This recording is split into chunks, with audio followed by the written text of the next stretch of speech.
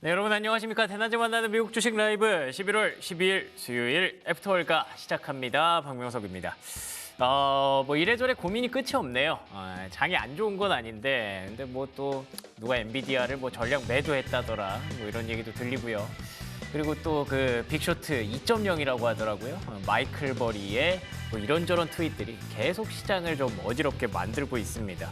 근데 그렇다고 해서 뭐 말씀드린 대로 시장이 딱히 그렇게 안 좋은 건 아니거든요. 근데 그냥 AI에 대해서는 뭐 끝없는 고민과 변동성, 줄다리기 이런 것들을 계속 하다 보니까 간밤에 뉴욕 증시도 그런 부분들을 좀 반영하면서 뭐 코어이브 같은 종목들 또 문제를 만들기도 했었죠. 근데 또 지금 시간외에서는 반전이 일어나고 있는 것 같습니다. 이 내용들을 다시 담아서 또 다시 가자를 외쳐도 되는 걸까요? 자, 간밤에 뉴욕 증시 마감 상황 한번 정리해 보도록 하겠습니다. 뉴욕 증시 AI 기술주가 조정을 받았습니다. 그러면서 나스닥이 약보합세로 혼조세를 보였고요. 이 틈을 타고 다우지수 1% 넘는 상승세를 기록하기도 했습니다. 이렇게 기술주가 좀 빠졌던 데는 두 가지 이유가 있었죠. 첫 번째로는 엔비디아의 주가 하락 3% 정도 밀리는 과정에서 소프트뱅크가 사실은 10월에 엔비디아 지분을 전량 매도했다더라라는 소식이 전해지면서 이에 대한 의구심을 좀 자아냈죠. 뭐 이걸 갖고 뭐 오픈 AI로 간다는 얘기도 있던데 명확하게 확인된 사실은 아니고요. 어떤 속내를 갖고 있는지 좀 궁금해지기는 합니다. 그리고 또 코어이브 같은 경우에는 이제 가이던스가 삭제되면서 10% 넘게 폭락세를 보였기 때문에 또다시 이제 버블에 대한 우려를 이건 뭐 지울 수가 없습니다. 그냥 계속 끌고 가야 되는 거고 그게 다시 고개를 들었다라고 보시면 될 것 같은데요. 그래도 다우가 1% 넘게 상승했잖아요.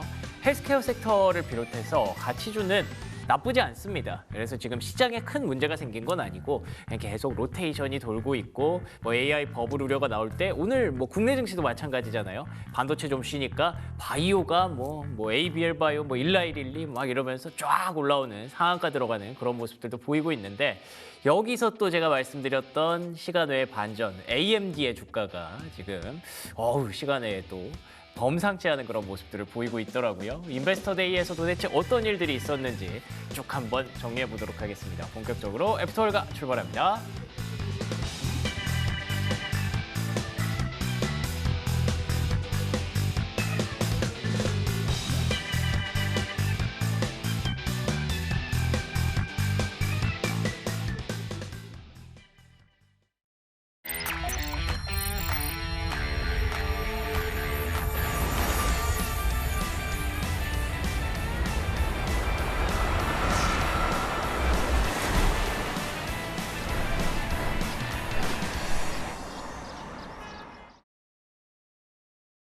네, 수요일 애프터월가 출발합니다. 오늘 함께하는 두 분은요. 미주민 장우석 부사장 그리고 김준영 연구원 나오셨습니다. 안녕하십니까? 네, 반갑습니다. 네, 반갑습니다. 반갑습니다.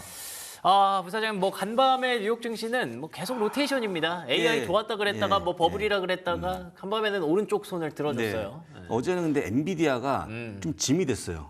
그러니까요. 짐이 돼서 상당히 죄송한데 엔비디아가 하필이면 왜 소프트뱅크를 이때 팔았을까 주식을? 그러게요. 그다음에 마이크로는 언제까지 계속 이런 얘기하는 겁니까? 그것도 걱정스러운데 또 코어비가 급락했고 예. 가장 안 좋았던 게 웰스파고의 기술주에 대한 빈 축소가 나왔는데 네. 좀 먹고 파는 상관없지만 지금 다 뭉쳐 있다 보니까 마치 엔비디아를 위한 날이 아니었나 어제는 그러게요. 생각이 들어서 참 우려를 말씀드리고 어쨌거나 이렇게 나오는 우려는 언제 끝나겠습니까? 언제 11월 19일 날 시점을 보고 끝나지 않겠습니까? 네. 라고 말씀드리고 마이클 버리의 11월 25일 나오는 그 이벤트가 도대체 무엇인지 네. 궁금한데 그때 큰 게 나온다고 하지 않았습니까? 그렇죠.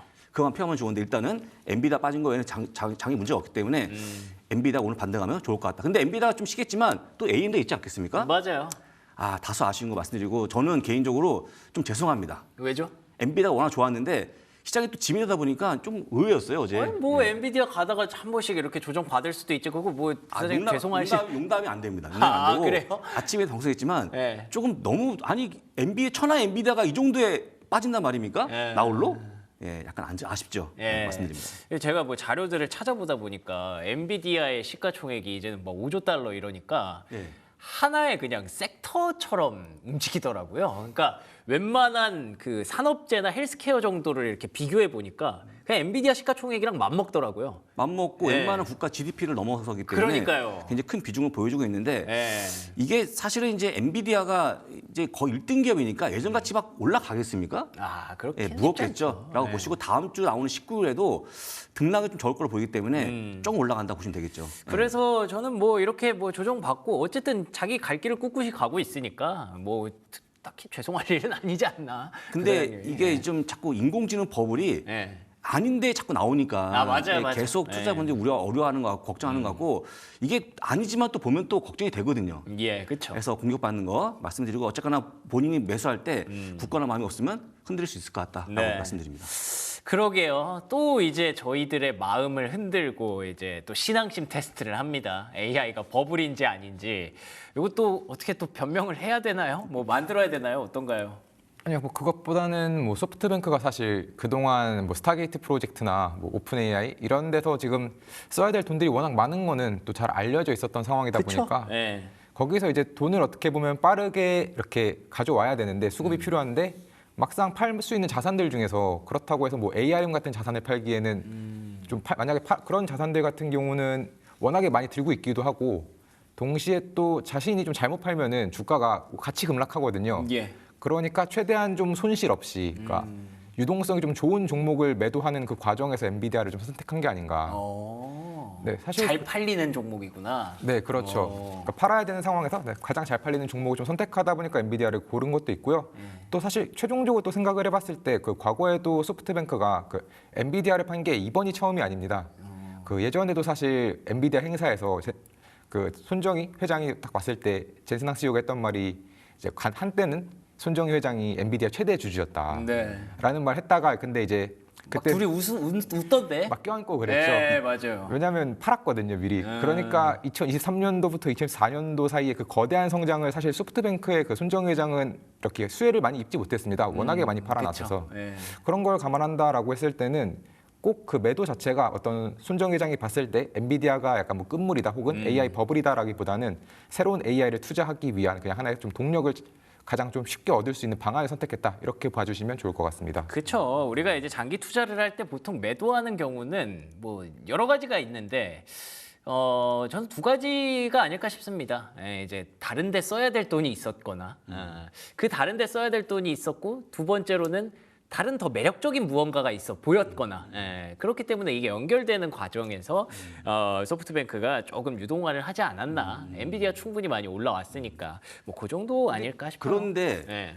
굳이 판다면 다음 주가 실적인데 실적을 보고 파는 게 맞지 않겠습니까? 지금 파니까는 이제 오해받는 건데 아니 다음 주인데 실적이 예. 그걸 보고 파셔야죠. 파다 보니까 혹시 뭐가 있는 게 아니야 질문이 많은데 네. 뭐가 있겠습니까? 근데 시점이 좀 오묘해갖고 제가 볼 때는 우리가 키운 게 아닌가. 차라리 직접 보고 파시지 왜 지금 팔았을까? 네. 생각이 듭니다. 그러니까 이게 사실 뭐 의미 부여를 하려면 계속 하는 거고 궁금증을 계속 자아내려면 자아내는 건데 이건 뭐 저희 이제 연구원님이 설명을 또 준비하고 계실 테니까 그때 한번 들어보면 될 것 같고요. 자, 지금 시간에 그러니까 지수 선물의 흐름이 좀 궁금합니다.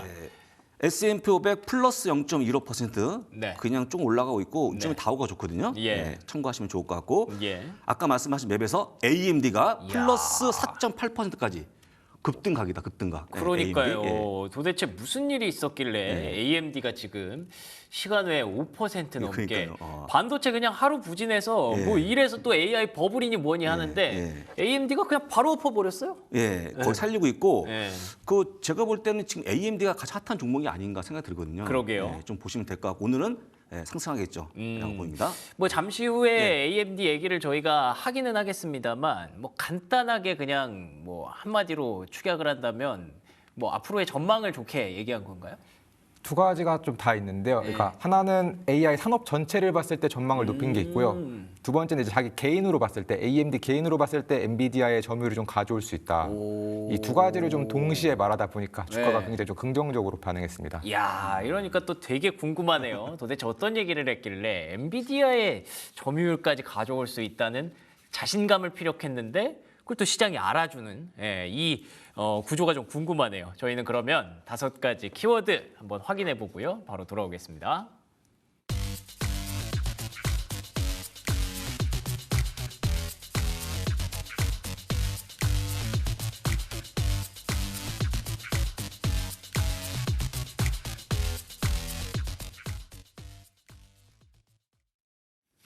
네, 일단 첫 번째 키워드는 역시나 기술주의 하락부터 한번 점검을 해볼 필요가 있겠죠. 간밤에 그러니까 다른 종목과 섹터들은 다 그린라이트였는데 이 기술주, AI, 반도체만 하락했어요. 그렇죠. 진짜 오히려 기술주가 사실 항상 좀 상승을 이끌어왔는데 그러니까요. 가장 많이 하락을 하고 오히려 좀 최근에 안 좋았던 헬스케어 섹터가 가장 많이 상승하면서 약간 그동안의 행보와는 좀 정반대의 모습을 보였는데요. 예. 결국에는 이제 어느 정도 좀 거시 경제적으로 봤을 때 이제 셧다운도 뭐 상원에서 투표 완료되면서 좀 완화가 되는 과정 속에서 전체적으로 좀 상승을 하려고 했는데 딱 그 소프트뱅크가 그래도 좀 그 길을 막았다 이렇게 볼 수 있겠습니다. 예. 이제 그러면서 사실 결국에는 결국 첫 번째로 이제 기술주가 좀 하락하게 된 요인을 보면은 이제 결국엔 다시 한번 이 소프트뱅크 이야기를 안 할 수가 없는데요. 네. 이번에 한 58억 달러 정도의 주식을 매각했다라고 이렇게 발표가 하면서 특히나 사실 금액보다도 결국에는 전량 매도였다라는 게 좀 시장에서 많은 영향을 미쳤고요. 그렇죠. 그 전량이 좀 그 뉘앙스가 좀 애매하더라고요. 네, 그렇죠. 근데 네. 사실 뭐 분명 그 부분이 좀 아쉬울 수는 있지만 네. 소프트뱅크가 사실 금액을 그렇게까지 또 많이 들고 있지 않았다 보니까 그래도 이제 그래서 이제 전량 매도를 한 게 아닌가라고 좀 봐주시면 될 것 같고요. 예. 사실 2019년도에 소프트뱅크가 그 당시에 이제 매도를 굉장히 좀 많이 했었습니다. 그러니까 그 당시 가지고 있던 금액이 한 40억 달러 정도였다라고 말을 하는데 예. 2019년 그걸 만약 지금까지 갖고 있었으면 거의 1,000억 달러가 훨씬 넘는 금액이거든요. 와, 그 정도로 많이 올랐구나. 네, 근데 이제 그거를 미리 그냥 다 매도를 했었다 보니까 이 손정희 회장의 매도 자체가 결코 어떠한 엔비디아의 끝을 말하기에는 예. 그렇게 해석할 필요는 전혀 없을 것 같고요. 그렇죠. 예. 네, 그래서 이제 지금 소프트뱅크에서 이번에 실적 발표를 했을 때 네. 실적 자체도 예상치를 좀 상회하는 굉장히 좋은 실적을 보였고 거기서도 같이 이야기했던 게 결국에는 이 피지컬 AI에 대한 투자였거든요. 그러니까 이제 자기가 생각했을 때는 그 피지컬 AI를 만드는 과정에서 필요한 게 두뇌로서는 오픈 AI 예. 그리고 이제 전체적인 어떤 칩 신경망과 관련돼서는 결국 이제 ARM 뭐 아니면 또 암페놀 같은 기업들도 투자를 해야 되는 상황에서 네. 또 인프라는 이제 흔히 얘기하는 이제 스타게이트 거기에 이제 뭐 그 외에도 다양한 좀 바디 같은 경우는 뭐 자율주행을 하는 웨이브나 이런 기업들이랑 계속해서 지금 투자를 해 나가고 협의할 게 많은데 그 과정 속에서 자금이 좀 필요하다 보니까 엔비디아를 매각했다라고 밝혔고요. 예. 그런 만큼 뭐 전체적으로 봤을 때는 좀 크게 우려는 하지 않아도 되지 않을까 이렇게 봐주시면 될 것 같습니다. 다 뭐 쓸 데가 있었겠죠. 예, 뭐 엔비디아 굳이 엔비디아를 택했고 굳이 전량을 매도했기 때문에 조금 민감하게 들리기는 합니다만 그래도 다른 쪽으로 이제 투자를 하려고 하는 목적들이 얘기가 나와서 그에 대해서는 AI에 대한 버블 우려는 아니구나라고 생각할 수 있는 여지가 있었는데 이에 대해서 뭐 CFO가 뭐 이런저런 얘기를 했다고 하더라고요. 네, 특히나 어닝콜에서 아예 그냥 AI 버블에 대해서 대놓고 질문을 했었거든요. 예. 근데 그 답변이 좀 그래도 좀 약간 CFO 자체도 확답을 주지는 못했습니다. 일단은 먼저 이게 버블인지 아닌지 자기도 좀 답변을 하기는 어렵다라고 했는데 예. 그럼에도 불구하고 과거 2000년대 지금도 닷컴 버블이라고 부르지만 이것도 돌이켜 보면은 버블이 아니었던 것 같다. 그러니까 시간이 지나고 나서 그냥 승자가 딱 결정되는 순간부터 오히려 더 많이 올랐던 기업들이 많기 때문에 예. 그냥 자연스러운 그냥 투자 현상인 만큼 지금의 AI 버블이라고 하는 것도 그냥 좀 투자 하나의 현상의 좀 자연스러운 현상일 뿐이고 특히나 최근 들어서 어떻게 보면은 그 움직임이 커진 게 그냥 전체 시장 규모가 커진 거이기 때문이지 네. 뭐 어떤 버블적인 이슈는 아닌 것 같다라고 이제 다시 한번 이야기를 밝혔고요. 그리고 거기에 추가적으로 같이 이야기했던 게 결국에는 아마 이 부분이 좀 제일 중요할 수 있는데 결국엔 AI의 버블 우려 때문에 AI를 투자하지 않는다면 그게 더 큰 우려라는 거죠. 네, 그런 만큼 이제 아마 뭐 소프트뱅크는 계속해서 AI 갈 것 같고요. 예. 그런 만큼 저희도 AI에 어떻게 보면 버블 때문에 투자를 하지 않는다라고 하면은 오히려 그게 더 위험한 선택이 되지 않을까. 네, 그렇게 봐주시면 될 것 같습니다. 그럼 전 개인적으로 궁금한 게 있는데 어쨌든 그 소프트뱅크 입장에서 반도체 대장인 엔비디아를 잘 타고 있다가 이제 다음 섹터, 다음 챕터로 좀 넘어간 거지 않습니까? 어떻게 보면은 그런 목적을 두고 판 거지 않습니까? 네. 요거에 대해서는 어떻게 생각하세요? 우리도 뭐 그런 흐름을 좀 따라가야 될 필요가 있을까요? 네, 결국에 그 흔히 뭐 골드만삭스가 이야기했던 AI 4개 페이지 중에서 예. 첫 번째 페이지가 칩이고 그 다음 페이지가 인프라거든요. 예. 그리고 손정희 회장이 지금 굉장히 대규모로 자금을 투입하고 있는 거는 결국 스타게이트 인프라인 만큼 저희도 인프라 자체는 이번에 계속해서 좀 투자를 할 필요가 있겠고요. 네. 어제도 이제 뭐 코어이브가 실적 발표하면서 같이 한번 좀 강조했던 게 결국에 병목은 지금 이제 이런 파워드 쉘 그러니까 전체적인 데이터 센터 그 건물 그 자체에 좀 있다라고 했기 때문에 네네. 이제는 칩보다는 이런 좀 인프라 쪽에 조금 더 관심을 가져주시면 좋을 것 같습니다.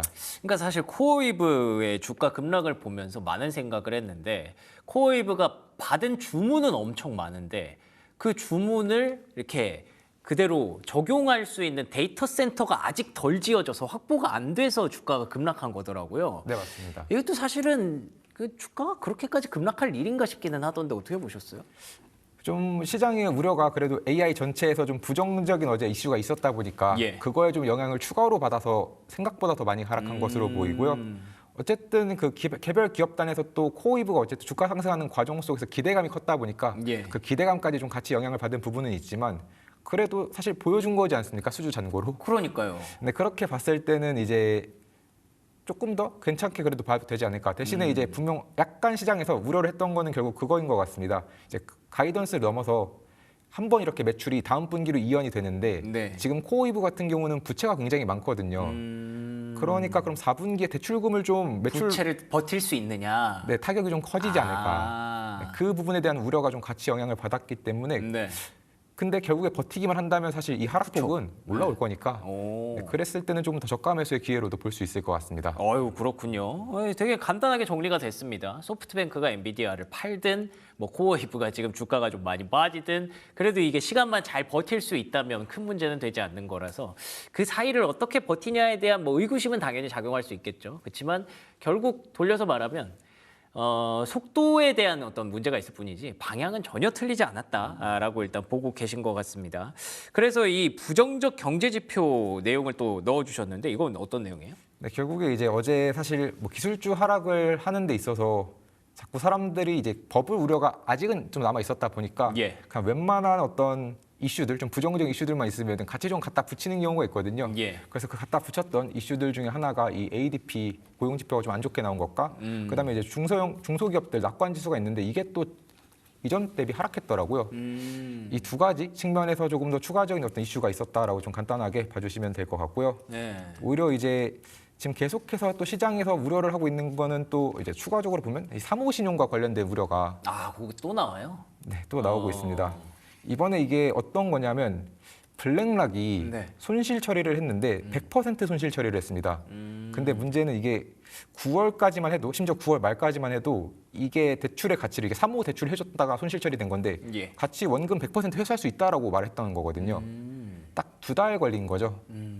그런 만큼 지금 이제 사모신용과 관련해서는 여전히 좀 시장에서 우려가 있을 수밖에 없고 예. 이번에 최종적으로 물론 블랙락이 그 사모신용 관련해서 이렇게 문제를 일으켰던 100% 손실을 받았던 기업은 일단은 그 홈 인테리어 기업인 레노버입니다. 예. 그래서 AI랑은 약간은 조금 떨어져 있긴 한데 문제는 워낙에 이런 기업들조차도 9월까지 문제가 없을 거라고 예상을 했던 기업들조차도 이렇게 나오게 되고 특히나 레노버 같은 경우는 이미 4월에 대출했던 그 기업들이 일부 그 손실을 좀 감내하면서도 주식으로 좀 전환을 해줬거든요. 예. 그렇게 했는데도 불구하고 9월까지 문제가 없다라고 말했고 그런데 그게 11월엔 결국에 터져가지고 최종적으로는 100% 손실로 났다라고 하면은 나머지 기업들도 어떻게 될지 모른다. 그러면서 특히나 최근 들어서 이 AI 대출이 계속해서 증가하고 있다 보니까 네. 시장에서는 이제 그 부분도 같이 우려하고 있고요. 실제로 지금 제대로 좀 추적하기 어려운 실제로 지금 돈이 어느 정도 리스크까지 있는지 모르는 금액은 한 전체 8천억 달러 정도 됩니다.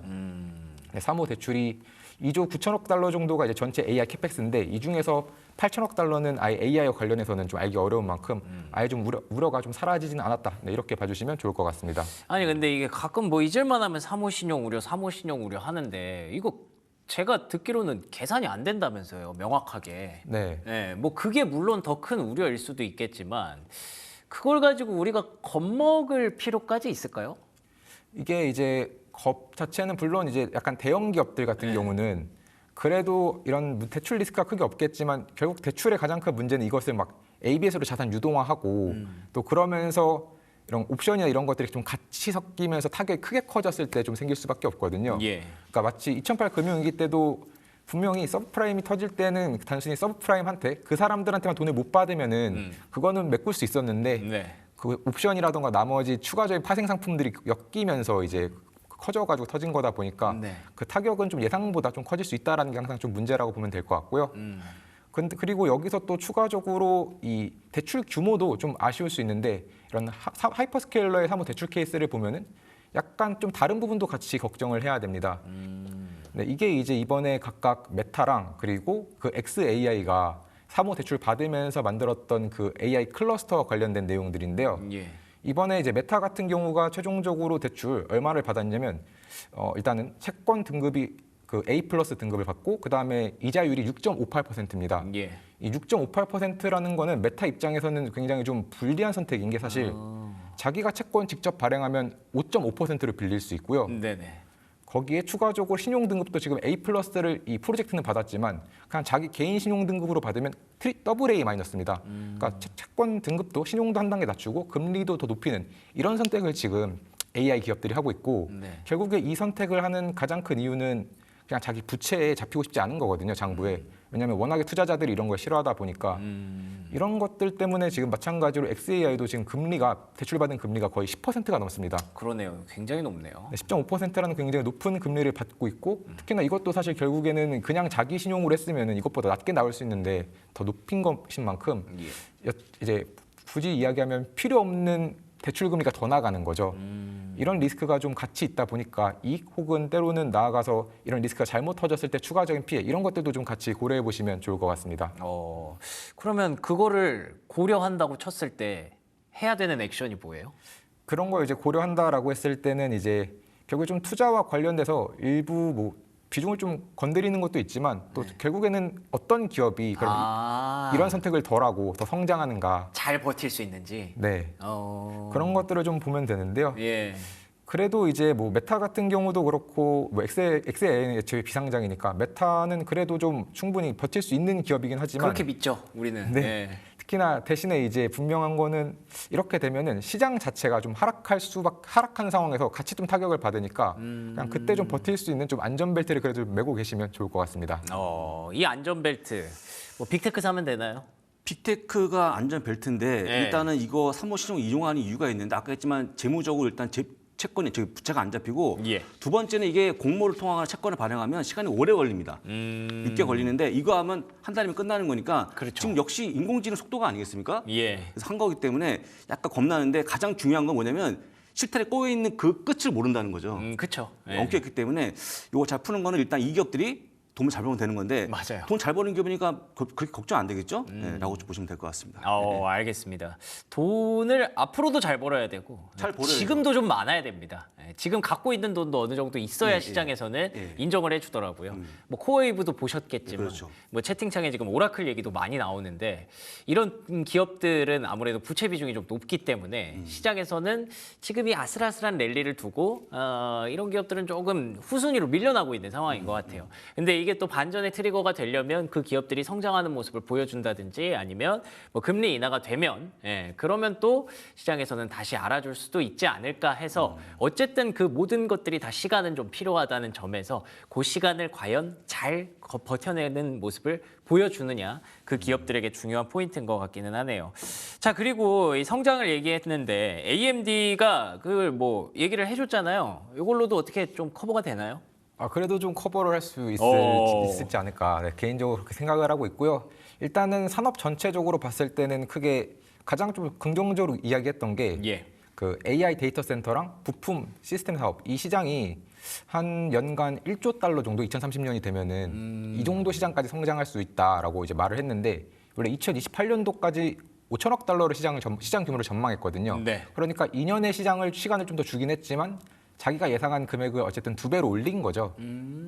그러다 보니까 이제 전체 AI와 관련돼서 좀 긍정적인 소식이 있었다라고 보면 될 것 같고요.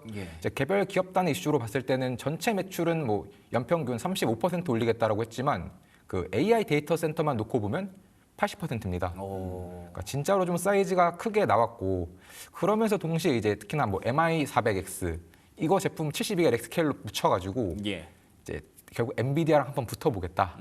그래서 엔비디아가 지금 데이터 센터 AI 칩 시장에서 그래도 점유율이 뭐 90% 정도 되는데 이거 자기가 가져와서 한 두 자릿수는 자기가 이제 수익률 어떻게 보면 점유율을 가져오겠다. 이렇게 좀 자신 있게 말을 했고요.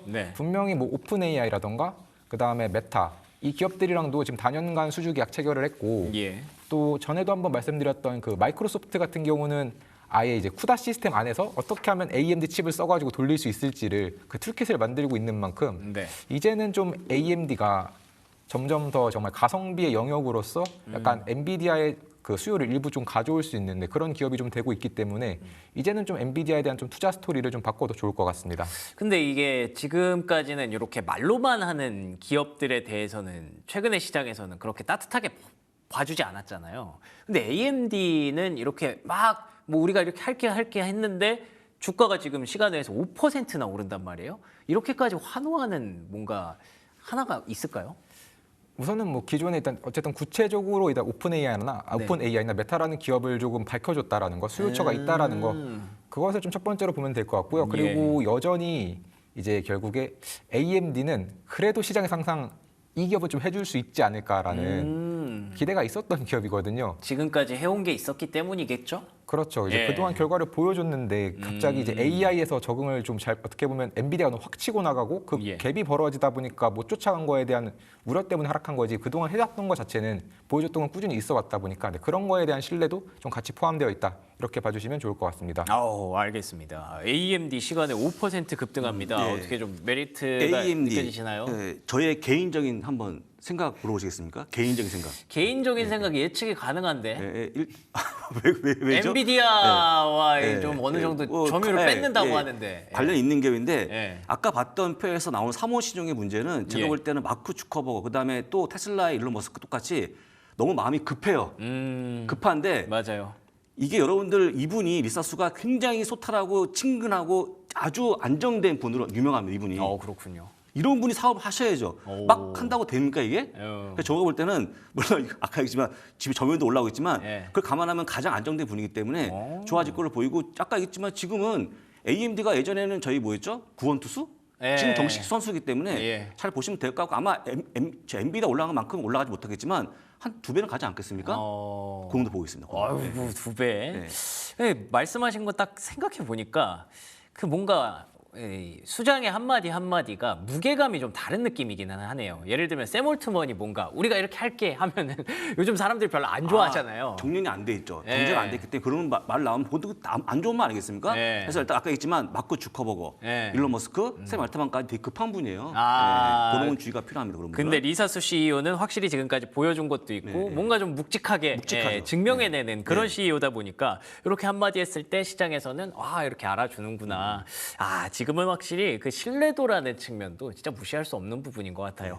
AMD 확실히 지금은 진짜 뭐 구원 투수가 아니라 거의 뭐 선발 라인업에 들어가고 있습니다. 자, 그러면 두 번째 스토리 한번 풀어보도록 할게요. 두 번째는요. 중국의 히토류에 대해서 수출을 일부 제한한다. 뭐 다 풀어야 되는 거 아니에요? 왜 갑자기 또 일부 제한이 나와요?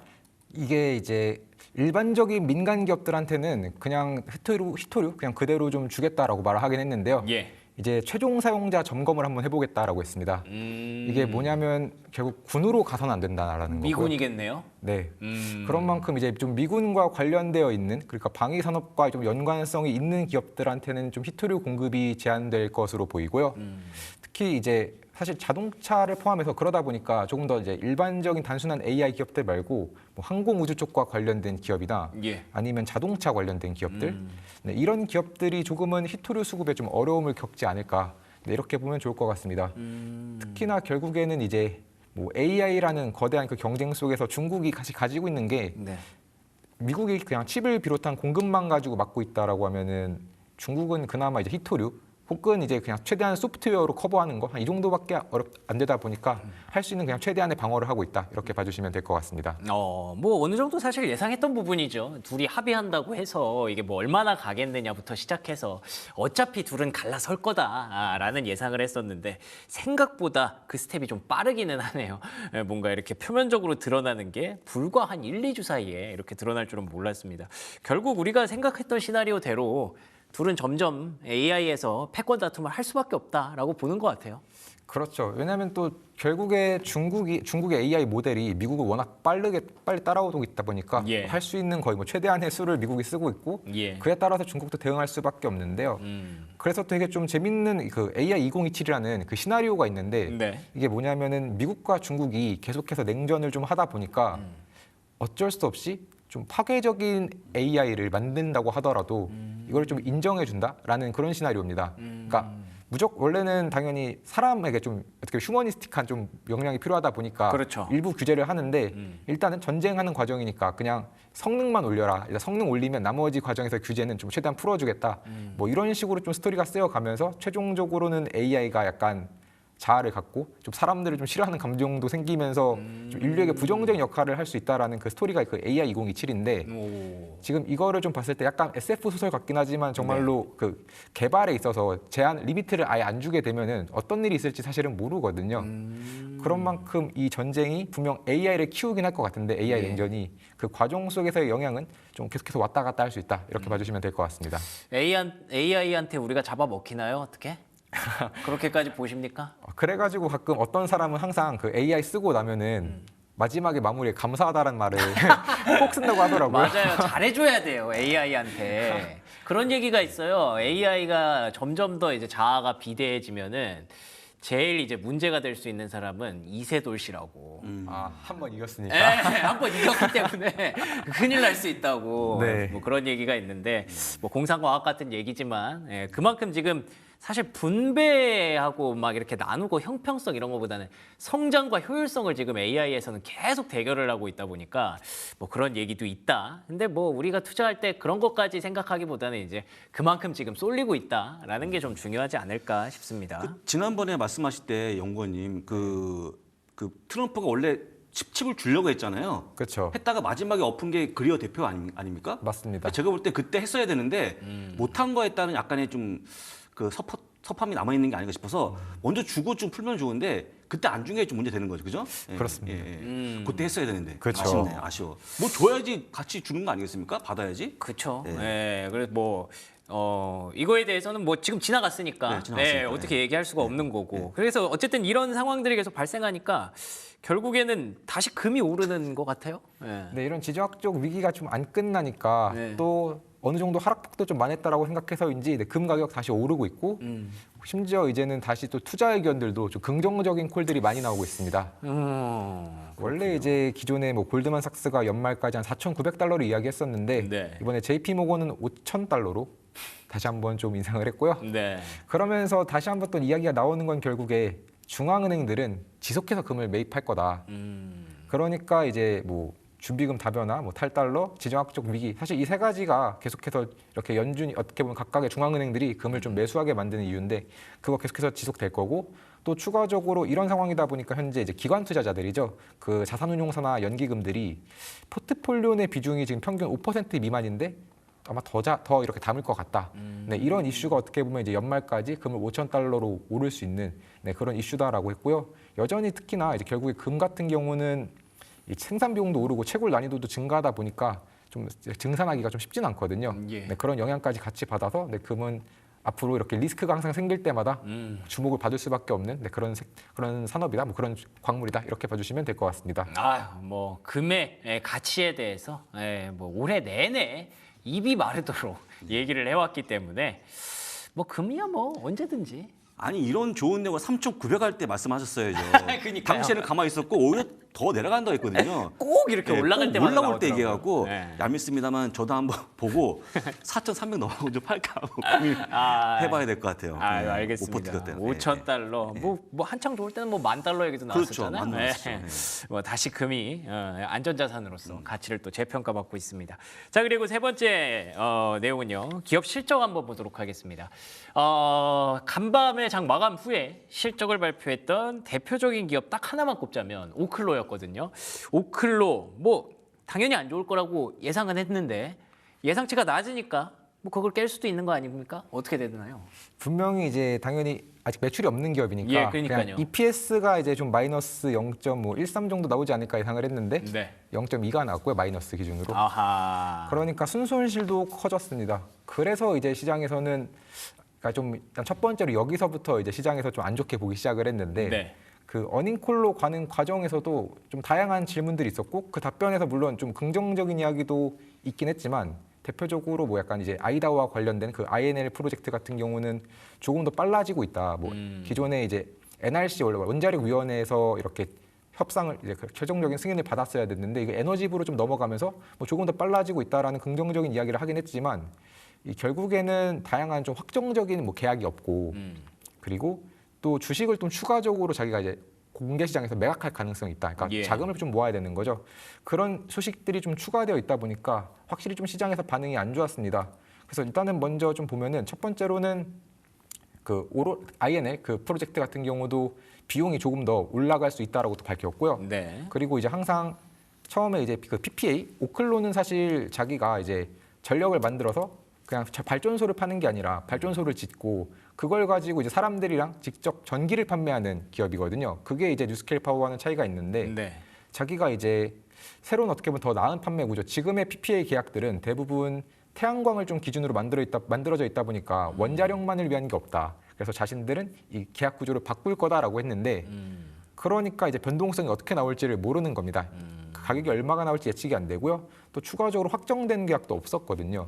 그러니까 이제 여기서 이제 두 번째로 좀 같이 부정적인 이야기를 했다라는 게 좀 안 좋은데 대신에 여기서 좀 의외로 좀 괜찮아 볼 수 있었던 좀 의외의 좀 소식이 있었다라고 한다면은 그 HALEU 원래 이 SMR 같은 경우는 고농축 우라늄을 써야 되는데 네. 자기는 이 고농축 우라늄 말고 그 기존에 있던 플루토늄에다가 우라늄을 좀 섞어가지고 혼합을 하면은 이 고농축 우라늄 필요 없다.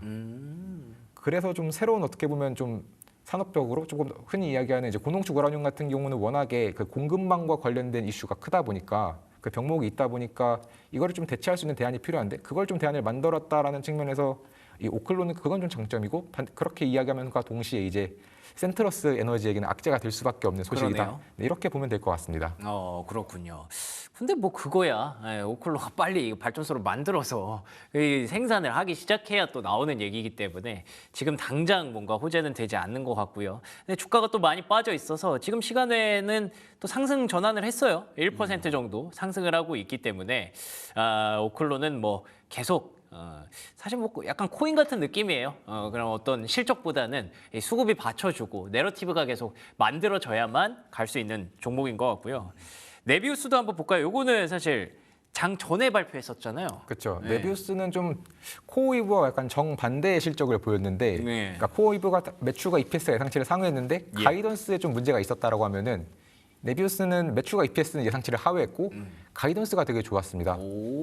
그래서 오히려 장 전에 실적 발표하고 나서 장 실제로 시작하기 전까지는 주가가 계속 올랐고요. 맞아요. 심지어 이제 장 시작하고 나서 얼마 안 됐을 때까지도 상승을 하고 있었는데 근데 그냥 뭐 장이 안 좋으니까. 네, 그리고 좀 어닝콜에서 이제 좀 어떻게 보면 그 효과를 그래요? 네, 반납시켰다라고 보면 되고요. 일단 원래 가이던스까지만 좀 살펴보면 가이던스는 이제 1기가 원래 기존의 전체 계약 전력을 1기가를 예상을 하고 네. 연결 전력을 220메가와트 정도 예상을 했다가 이게 이제 1기가가 2.5기가와트로 그리고 220메가와트를 최대한 1기가까지 전체적으로 가이던스를 올렸습니다. 그래서 굉장히 좋았는데 이제 결국에는 이제 한 전체적인 주식을 다시 한번 매각하겠다. 그러니까 결국 증자를 해야 된다라는 거죠. 증자 소식으로 인해서 이제 가이던스 효과 다 반납을 했고요. 네. 대신에 그래도 여전히 그 뭐 메타와의 어떤 30억 달러 딜도 좀 공개를 하고 여전히 뭐 GPU도 굉장히 모든 라인업에서 구형, 그러니까 블랙을 말고도 H100도 여전히 수요 좋고 그리고 3분기에 뭐 커서라던가 아니면 그 외에도 다양한 스타트업들 같이 한번 계속해서 고객을 확보 잘 하고 있다라고 밝혔으니까 그렇게 봤을 때는 이번 이 주식 매각과 관련된 이슈, 즉 주식 희석되는 이슈를 좀 끝나고 나면은 그때는 다시 한번 좀 상승 모멘텀을 받을 수 있지 않을까 그렇게 기대를 해보시면 좋을 것 같습니다. 알겠습니다. 뭐 오클로나 네비우스나 진짜 장기적으로 보면은 사실 좋거든요. 근데 지금 이 예민한 구간을 잘 버텨내느냐에 대한 그 되게 시장의 그 날카로운 잣대가 그게 좀 버텨내기가 어려운 거죠. 어떻게 보셨습니까? 오클로 보유하신 분들은 참고로 첫 매출은 27년도 예. 나오는 거 시간이 걸리기 때문에 좀 멀리 보셔야 되는데 제가 굳이 매출이 없는 기업을 사서 보유하는 게 네. 조금 마음에 안 들어요. 저는. 어렵죠. 왜냐면 기준이 예. 없으니까. 예. 그래서 2년 뒤까지 버티시면 될 것 같고 아마 이게 출렁이 심한 거기 때문에 그걸 알고 투자하시는 게 되게 중요하겠죠. 예. 네비우스는 그래도 좀 괜찮게 그건 보시나요? 낫죠. 나은데 네. 오클로는 아예 매출이 없는 기업들은 저는 개인적으로 좀 싫어하기 때문에 예, 그 주의가 필요하다 말씀드립니다. 아, 좋습니다. 이런 중소형주들이 지금 뭐 올해 내내 정말 좋은 모습을 보여줬기 때문에 거기에 좀 현혹되기가 쉬운데 이제 또 잘 고르는 눈이 좀 필요할 것 같습니다. 자, 네 번째 이야기는요. 코인과 관련해서 암호화폐 ETF 스테이킹과 배당을 허용한다. 요거 원래 그 이더리움만 되던 건데 이게 좀 늘어나나 봐요? 네, 그렇죠. 이제 원래는 스테이킹을 이제 ETF는 자금이 들어와도 그냥 그거를 사고 그냥 들고 있는 거지, 스탁해 놓는 거지. 이제 예. 거기서 나오는 뭐 스테이킹 서비스를 해서 그걸로 이제 스테이킹으로 인한 뭐 자금 분배금이 들어오면 그거를 배당해 주는 건 안 됐었거든요. 예. 근데 이제 이게 좀 허용이 됐다라고 보면 될 것 같고요. 결국 이게 좀 허용할 수 있었던 이유는 그 증권거래위원회가 이제 뭐 지분증명 활동 이 자체를 증권거래에 해당하지 않는다라고 밝히면서 이런 것들이 좀 시작이 됐다 이렇게 보면 될 것 같습니다. 그래서 결국에 이게 좀 최종적으로는 암호화폐를 조금 더 그래도 키울 수 있고 예. 결국에 사실 이 암호화폐 ETF 사는 사람들은 직접 암호화폐를 사는 사람들이 아니거든요. 그러니까 예. 조금 더 기관 투자자, 좀 안정적인 그러네요. 투자를 선호하는 사람들이다 보니까 이런 식으로 좀 그래도 이렇게 분배금, 배당금도 좀 지급을 해주게 된다면 추가적인 좀 자금도 같이 한번 좀 기대를 해볼 수 있을 것 같은데 네, 대신에 이런 조건을 해주는 이 세이프 하버라고 하는 네. 이것을 좀 허락해주는 데는 조건이 좀 있습니다. 뭐죠? 일단 첫 번째로는 이제 독립 스탁 기관, 그러니까 일반적인 자기가 그냥 하는 게 아니고 다른 어떤 기관들을 사용해야 된다는 거죠. 뭐 코인베이스라던가 아니면 로빈후드 같은 기업들 이런 스탁할 수 있는 기관들 따로 사용해야 되고 또 스테이킹을 한번 하고 나면 계속해서 유지를 좀 해줘야 됩니다. 중간에 뭐 사고 팔고 이런 식으로 하면 안 되고요. 그리고 만약에 이제 결국에는 투자자들 보호해 줄 수 있게 만약에 뭐 스테이킹 제공 업체가 문제로 인해서 발생하는 어떤 이슈가 있다라면 네, 그거 당연히 자산 보호해 줄 수 있는 보호 관련된 투자자 보호도 조금 추가되어 있는데 거기에 예. 추가적으로 결국에는 스테이킹 보상을 하게 되면은 자동으로 이제 재해치하면 안 됩니다. 그러니까 복리 수익을 얻으려고 하면 안 되고요. 그리고 마지막으로는 이제 분기별로는 최소한 배당을 해줘야 된다라고 하니까 다시 한번 결국엔 이제 분기 배당, 즉 다시 한번 이제 일반적인 어떤 기관 투자자들이 그래도 좀 좋아하는 평범한 어떻게 보면은 가장 일반적인 주식 형태를 좀 띄우고 있는 만큼 그래도 좀 앞으로 보면은 암호화폐와 관련된 수익은 계속해서 증가할 수 있지 않을까. 대신에 이 소식 때문에 오히려 어제는 좀 로빈후드랑 코인베이스 주가가 하락했습니다. 왜냐하면 시장 자체가 커지는 거랑 별개로 이제 계속해서 좀 경쟁자들이 나타날 것 같은 거죠. 그러네요. 그래서 경쟁자 관련된 이슈 때문에 하락은 했지만 그래도 암호화폐 전반으로 보면 좀 긍정적인 소식이다라고 볼 수 있겠습니다. 좋습니다. 암호화폐 시장도 최근에 좀 많이 밀렸죠. 조정을 많이 받았는데 그래도 이런 긍정적인 뉴스들이 조금씩 등장하는 게 참 반갑기는 하네요. 관련된 종목들에 대한 투자자를 어떻게 보십니까? 일단은 중요한 포인트는 정식 주식 같이 된 거니까 예. 좋은 거고. 근데 여러분들 요즘에 안 본 것 같은데 서클 있잖아요, 서클. 네네. 서클 지금 차트를 잠깐 보여드리면 네. 안 봤겠지만 말도 못하게 좀 내려왔어 주가가. 오늘 실적 예, 발표 예, 예정돼 예. 있더라고요. 예정돼 있지만 별로 볼 게 없겠죠. 예. 근데 빠졌기 때문에 이걸 보니까 예전에 막 100 산다, 150 산다 했지 않습니까? 앵커님. 그랬었죠. 예. 무시했죠? 무시했는데 네. 잘 무시한 걸로 보입니다. 아. 예, 일단 이렇게 좀 올라갔기 때문에 네. 향후에는 이런 것들이 자산이 되는 거니까 그 정도 보시면 되겠죠. 사실 뭐 저는 무시하진 않았고 그때 살짝 들어갔다가 살짝 나왔어요. 빠르게 아, 도망갔습니다. 빠르게.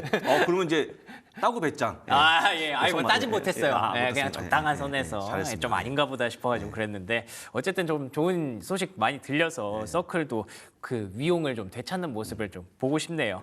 자 마지막으로는요. 오늘은 굉장히 좀 내용들이 굉장히 방대하고 예, 두껍다는 그런 느낌이 드네요. 맥킨지 AI 리포트. 이것도 뭔가 엄청난 내용이 들어있을 것 같은데요. 네, 좀 되게 다양하게 현재 미국의 어떤 AI 사용 현황이 뭐 어떤지 이런 것들을 좀 가지고 온 거고요. 예. 이제 맥킨지가 일단은 봤을 때 자신들의 조사 결과 전체 조직의 한 88%가 일단은 AI를 사용하고 있다라고 했습니다. 어떤 방식으로든. 네, 어떤 방식으로든 네. 사용을 하고 있는데 대신에 그 단계마다 좀 차이는 있었고요. 그러니까 아직까지도 전체적으로 봤을 때 3분의 2 정도는 그냥 파일럿 단계 수준, 실험하거나 파일럿 단계, 그러니까 제대로 네. 쓰고 있는 사람들, 즉 스케일 단계로 넘어가고 있는 사람들은 이제 한 3분의 1 정도밖에는 아직은 되지 않고요. 대신에 이제 여전히 그러면 어디서 사람들이 봤을 때는 이 기업들이 봤을 때는 AI에 관심이 많냐? 에이전트입니다. 에이전트. 네, 에이전트 단계에 지금 가장 관심도가 높고 한 62%의 응답자가 에이전트에 좀 관심이 많다라고 밝혔고요. 그래서 이제 결국 이 에이전트는 계속해서 지금 이제 기업들이 확장을 해 나가려고 하고 있는데 아직까지는 확장 단계가 한 23% 정도로 좀 많지는 않은데 예. 대신에 계속해서 증가하고 있고요. 특히나 이제 결국에는 조직 그 64%의 응답자가 AI가 확실히 조직 혁신을 이끌고 있다라고 좀 응답을 해서 아마도 조금 더 이제 계속해서 확장 속도 자체가 문제인 거지 확장하는 방향성은 빠르게 갈 것 같습니다. 그래서 일단은 그럼 어디서 가장 많이 사용하냐? 최종적으로 일단은 이제 기술 그리고 헬스케어고요. 거기서 확실히 좀 상승률이 높았고 특히나 이제 AI를 통해서 결국에는 일단 시장에서 누가 가장 먼저 빠르게 영향을 받을 건지는 사실 소프트웨어는 당연한 거고 또 헬스케어 같은 경우도 지금 뭐 오픈 AI가 이번에 또 소비자용 헬스케어 앱 만들겠다라고 하면서 맞아요. 발표했거든요. 그런 식으로 이제 가장 AI와 관련해서 AI로 시장을 크게 바뀔 수 있는 게 어디냐라고 하면은 또 헬스케어가 될 수 있기 때문에 관심이 좀 클 수밖에 없을 것 같고요. 또 피터 틸도 그 얘기를 하더라고요. 자기가 정말로 되게 산업을 바꾸고 싶어서 가장 많이 좀 바꾸고 싶었던 산업 중 하나가 헬스케어라고. 대신에 이제 그래서 굉장히 많이 투자를 했는데 그게 좀 어려웠다라고 합니다. 그 어려웠던 이유는 워낙에 정보가 폐쇄적이고 그 안에서 돌다 보니까 그게 좀 잘 안 되고 또 규제도 굉장히 많아서 어려웠는데 만약에 정말로 이게 각 기업들이 이제 그 흔히 이야기하는 각자 퍼져 있는 기업들이 헬스케어에서 AI를 넣기 시작하면은 네. 그러면 조금 더 이제 혁신이 일어나면서 조금 더 빠르게 성장을 할 수도 있을 것 같고요. 예. 다만 이제 아직까지 이 AI 통해서 그러면 돈을 좀 많이 버는지가 중요한데 그거는 그다지 많지는 않았습니다. 일단 전체 응답자의 39%만 예. AI가 영업이익에 영향을 미치고 있다 긍정적으로. 나머지는 아직까지는 잘 모르겠다라는 거고요. 즉 투자를 아직까지는 더 해야 되는 시점이다라고 볼 수 있겠습니다.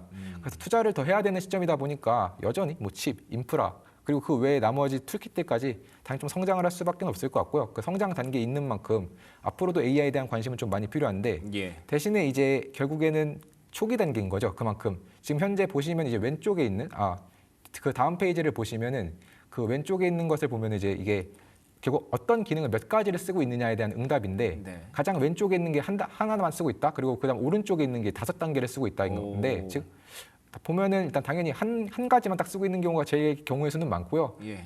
5단계 가장 적지만 그럼에도 불구하고 지금 전체적으로 보면은 5개 이상 쓰는 경우도 같이 한번 또 증가하고 있고 전체적인 또 성장성 자체가 앞으로도 좀 올라갈 수 있는 가능성이 높다 보니까 분명 초기 단계로서의 성장성 충분히 여전히 좀 남아 있고요. 네, 특히 이제 결국에는 아직까지 그러면 AI와 관련해서 가장 큰 문제가 뭐냐라고 질문을 했을 때 예. 답변이 어떤 정확성이었습니다. 그러니까 뭐 가격 이런 게 아니거든요. 그러니까 비싸서 못 쓰겠다가 아니라 그냥 정확하지 않아서 못 쓰겠다이니까 좀 퀄리티만 올라가면 여전히 성장할 수 있는 여력은 좀 많다. 이렇게 봐주시면 될 것 같습니다. 그러니까 이 AI라는 걸 쓰면은 우리한테 도움이 되는 거를 이제는 우리가 모두가 공감을 하고 있는데 그 정도까지 완벽하게 AI를 완벽하게 신뢰하고 믿을 때까지 쓰려면 아직 더 많은 얘네도 학습이 필요하고 에이전틱으로 좀 더 늘어나야 되고 그래서 더 전력과 인프라에 대한 투자가 더 시급하다라는 판단이 돼서 그래서 AI 소프트웨어를 써서 돈을 버는 거는 뭐 나중의 일이겠지만 지금은 당장 이쪽으로 칩이라든지 인프라라든지 이쪽으로 집중을 하게 되는 것 같습니다. 투자 포인트를. 뭐 어쨌든 방향은 우리가 모두가 공감을 하는 거니까 요 조심스러운 과정에서 우리가 조심스럽게 다뤄야 될 종목들만 잘 가져가면 될 것 같습니다. 자, 그러면 오늘 맛있는 미국 주식 하나만 보도록 하겠습니다. 엑셀리시스. 이것도 어떤 종목인가요? 네, 이거는 이제 바이오 헬스케어 기업으로 이제 항암 치료제를 좀 만드는 기업인데 오, 헬스케어 그대로 이어가네요. 네, 역시나 네. 이제 뭐 어제도 헬스케어 섹터가 사실 좋았고 여전히 이제 이 기업이 항암 최근에 실적 발표를 했는데 실적 발표 자체가 굉장히 좀 좋았습니다. 그러면서 이제 가이던스를 포함해서 앞으로 매출 전망들 특히나 기존에 있던 다양한 좀 제품들 라인업이 예. 다 좀 상승하는 모습을 보이더라고요. 어허. 네, 그래서 최근 이제 원래 그 전에 잠깐 이제 이전 실적 발표, 이전 임상 결과에 따라서 약간 좀 하락을 급락했던 순간이 한번 있었는데, 예. 네, 그것과 별개로 그 이후부터는 지금 실적 발표율이 계속해서 올라오고 있다 보니까 아마도 이제 특히 이제 곧 있으면은 또 추가적인 어떤 그 컨퍼런스 콜을 하거든요. 그러니까 네. 그냥 일반적인 제품과 관련된 콜들. 그랬을 때 이제 거기서 또 다시 한번 좀 긍정적인 소식 나오면은 추가적인 상승을 기대해서 볼 수 있어서 그래서 같이 한번 좀 살펴보시면 좋을 것 같아서 가지고 와봤습니다. 아, 좋습니다. 오늘 국내 증시에서도 진짜 아까 오프닝에서 말씀드린 것처럼 바이오의 위세가 정말 등등한데 사실 AI가 좀 쉰다고 반도체가 좀 쉰다고 AI가 죽는 게 아니라 헬스케어에 붙어서 같이 가더라고요. 그래서 엑셀리시스 차트 보니까 좀 무섭기는 한데 헬스케어랑 AI 연결하면은 괜찮을 것 같아요. 좋아지겠는데 네. 이게 사실 맥킨지 보고서가 네. 좀 빨리 나왔으면 아. 헬스케어가 미리 움직이지 않습니까? 그쵸, 그쵸. 좋았을 텐데 하여간 뭐 고맙고 네. 사실 이제 그 가장 중요한 게 질병 치료니까요. 음. 가장 중요한 산업이 아니겠습니까? 라고 보시면 되겠죠. 아, 좋습니다. 뭐 엔비디아의 젠슨 학 CEO도 굉장히 오래전부터 헬스케어 연계해서 많이 해보겠다라는 얘기를 했었고 최근에 오픈 AI 그리고 뭐 마이크로소프트도 뭐 하버드 대학교랑 연계를 해서 이런 헬스케어 AI를 계속 개발하고 고민하고 있다고 하더라고요. 이런 것들이 하나하나씩 모여서 진짜로 돈 버는 AI 좀 제대로 좀 만들어졌으면 좋겠다는 생각이 있습니다. 자, 그러면 두 분의 한마디씩 오늘도 듣고 이 시간 마무리하도록 하겠습니다. 셧다운 하원에서 되겠죠. 돼야죠, 되겠죠? 이제 수요일인데. 될 것 같고 네. 그다음에 AMD가 시장을 지지할 거기 때문에 계속 얘기했던 사단치고치 오늘 갑니다. 갑니다 오늘. 네. 거리가 약간 좀 있는데. 멀죠? 네. 먼데 한번 갈 것 같습니다. 저는 갈 것 같기 때문에 네. 기대하시면 좋을 것 같고 안 나오면 뭐 방송 열심히 하면 되겠죠. 그렇죠? 알겠습니다. 일단 수요일 약속을 하셨는데 수요일까지 이제 천천히 왔거든요. 네. 그럼 오늘 한번 또 시원하게 가주면은 또 이제 사삭제고치 볼 수도 있겠죠. 과연 오늘 뭐 하원의 결과는 나오지 않을까 싶은데 그거를 과연 선반영이라고 해석하느냐, 시장에서 어떻게 받아들이느냐, AMD까지 한번 쭉 이어서 보시면 좋을 것 같습니다. 자, 연구원님은 어떤 한마디 준비하셨나요? 저는 이제 추가 촉매제가 필요한 기술주라고 정했는데요. 이제 결국에는 거시경제 리스크는 그래도 좀 완화가 됐는데 딱 기술주만을 위한 촉매제가 필요한 상황이고 네. 그래도 오늘 이 AMD의 발표가 그래도 전체 시장을 좀 키워줬으니까 좀 대줄 수 있지 않을까 그런 기대감을 좀 갖고 있습니다. AMD의 발표 정도로는 사실 조금 약하지 않나요? 그렇죠. 사실 그래서 추가적으로 이제 촉매제가 된다라고 하면 사실 결국에는 엔비디아 실적 발표일 수밖에 그게 제일 없는데요. 크죠. 네, 그때까지 이제 기술주가 좀 어떤 움직임을 보일지 그 중에서도 사실 당연히 투자자들 입장에서는 이게 하락하지 말고 좀 버텨는 줘야 되거든요. 예, 그렇죠. 근데 그 버텨주려면은 일단 하원에서의 추가적인 어떤 의결과 그다음에 AMD가 다시 한번 좀 끌어봐주면서 이제 엔비디아 실적 때까지 좀 버텨야 된다. 네, 이렇게 볼 수 있겠습니다. 좋습니다. 우리가 사실 너무 깜깜이 증시를 오래 갔어요. 40일 동안의 셧다운 때문에 우리가 뭐 지표도 제대로 못 보고 뭐 연준은 나 모르겠다 막 이러고 이러니까 이제 시장에 대해서 의구심도 커지고 다들 서로 의심하게 되는 그런 상황이 왔었는데 이거 오늘이면 이제 끝날 가능성 높거든요. 그러면 다시 우리가 정리를 하나하나씩 해보면은 연말까지 가는 길에 있어서 산타랠리 다시 기대해 볼 수 있겠죠. AMD가 그 스타트 먼저 끊어줬으니까 엔비디아 받고 다른 기업들 잘 받아서 연말 랠리 한번 즐겨보도록 하겠습니다. 자, 두 분과 함께한 오늘 순서는 여기서 마무리하고요. 저희는 내일 이 시간에 다시 찾아뵙도록 하겠습니다. 두 분 오늘도 좋은 말씀 고맙습니다. 감사합니다. 고맙습니다. 고맙습니다. 감사합니다.